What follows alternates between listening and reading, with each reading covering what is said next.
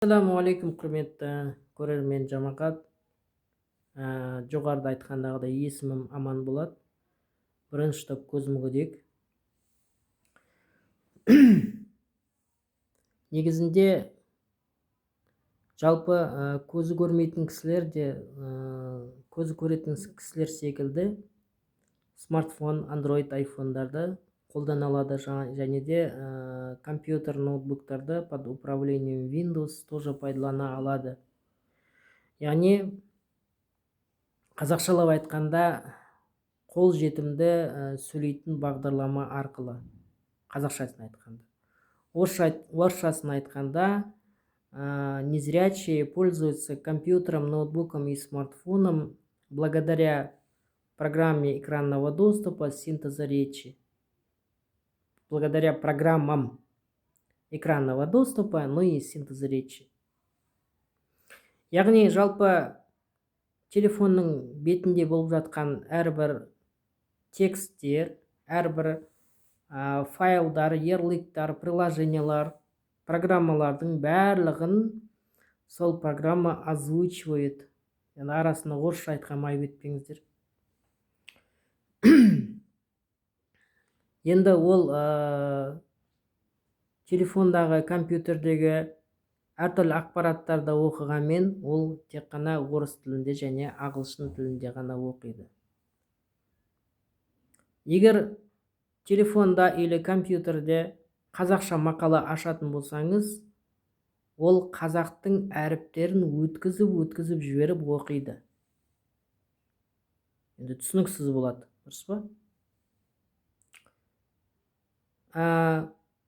Ол программалар, программа экранного доступа, также синтез речи, олар тегін. Любой адам интернеттен, сайттан, керекті сайттардан соларды тегін көшіріп ала алады, жүктей алады, яғни орната алады, пайдалана алады. Орыс тіліндегі синтез речи.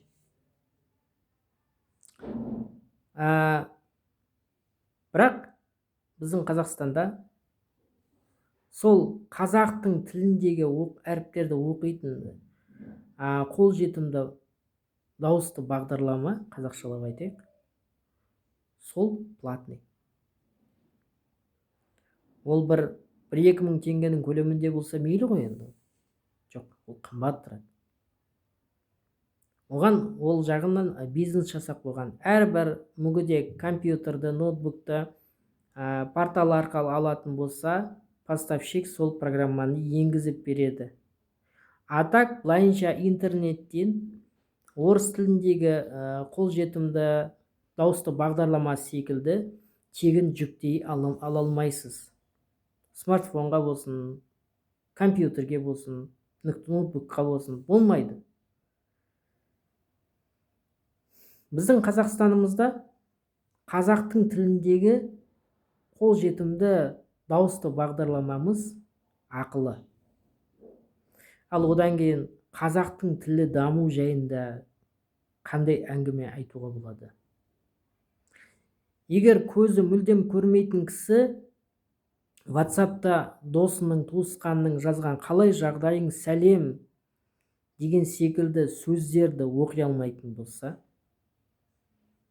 қазақ орыстың тіліндегі, яғни мүлдем көзі көрмейтін қазақ орыстың тіліндегі қол жетімді дауысты бағдарламаны қолдануына тура келеді. Яғни мүлдем көрмейтін кісілер және әлсіз көретін кісілер сол программаны қолданатын болса, тек қана орыстың тіліндегі ғана мақалаларды, тек қана орысша сообщенияларды ғана оқуға мәжбүр. Біз көбінесе айтып жатамыз, қарағым, голосовой жіберші, қазақша текстіңмен оқи алмаймын, мен программам оқи алмайды. Жазады, сәлем, қалай жағдай, т.д. короче. Оқи алмайды. Көзі көретін кісілер және де көзі шала көретін кісілер өйтіп бүйтіп оқиды, әріптерді бүйтіп оқиды. Ол үшін олар басын ауыртпайды ол. Ал көзі мүлдем көрмейтін адам ше, егер ол тем более қазақ болатын болса, оның основной текущий язык қазақша болатын болса, ол тек қана орыстың тіліндегі ғана мақаланы оқуға тура келеді. Содан кейін барып көбінесе орысша сөйлей бастаймыз. Енді оққанды бірыңғай орысша оққаннан кейін орысша сөйлей бастайсың ғой. Одан кейін кейбір кісілерге жақпай қаламыз. Қазақ емессің ба? Неге орысша қосып сөйлейсің? Неге орысша жазасың? т.д. айтыла бастайды. Мен өз басым Алматыда Островский атындағы мектепте орыс мектебін оқығанмын. Құдайға шүкір деймін, орыс тілін білгеніме шүкір деймін өз басым. Бірақ мынау орыс тілін білсем де, орыс тілінде мақала оқи алсам да жеңіл. Бірақ мынау қазақтың тіліндегі неліктен синтезатор речи, қолжетімді дауысты бағдарламасы, неліктен сол ақылы, соған мен басым қатады. Көршілес бізге Алматыға жақын Қырғыз елінде, Қырғыздың еліндегі қолжетімді дауысты бағдарламасы тегін. Интернеттен жүкте де қолдана бер. Смартфонға керек па, Windows'қа керек па, пожалуйста. Сізден бір тиын да сұрамайды. Орыстың тіліндегі қолжетімді дауысты бағдарлама өз алдына ол да тегін. Татар тіліндегі синтез речи ол да тегін. Мен басқа тілдерді айтпай-ақ қояйын, Қытай, ағылшын, түрік тіліндегі синтезаторлар тегін. Бірақ біздің қазақтың тіліндегі қолжетімді дауыс бағдарламасынан бизнес жасап қойғанда ақылы. Қазақтың тілі даму үшін сен енді жалпы мақұл Ресей жақтың біреуі мүмкін қазақша программаны жасап шығарған шығарсың. Бірақ біздің Қазақстанның сол синтез речиді, қазақ тілінде оқитын синтез речиді сатып алуына қауқары жоқ па, әлде бар ма? Бар ғой, мүмкіндік бар ғой сатып алатын. Бір рет сатып алса, соны тегін қылып қойса, қазақтың тілі даму үшін. Демек қазақтың тілі керек емес болған ғой.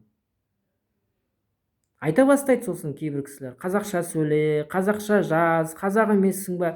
Осы сөздерде мен қазір жауыр болғанмын уже. Қайтеміз енді қазақша жаза алмайтын болсақ енді.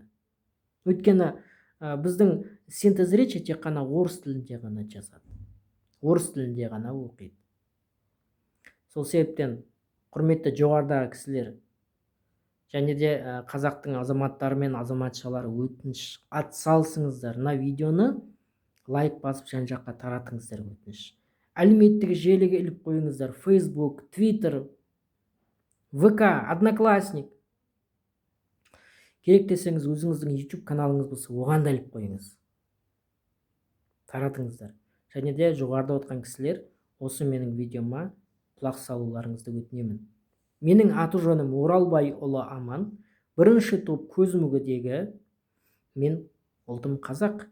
Мен орыс тілінде емін-еркін сөйлей аламын, Құдайға шүкір.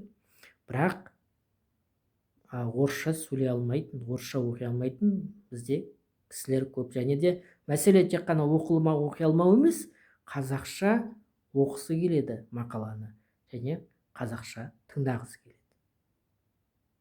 Сол себептен өтініш жоғарыдағы кісілер, Аллах разылығы үшін қазақтың тілі дамысын десеңіздер, мынау біздің қазақша қолжетімді дауыс бағдарламасы тегін болуын талап етемін.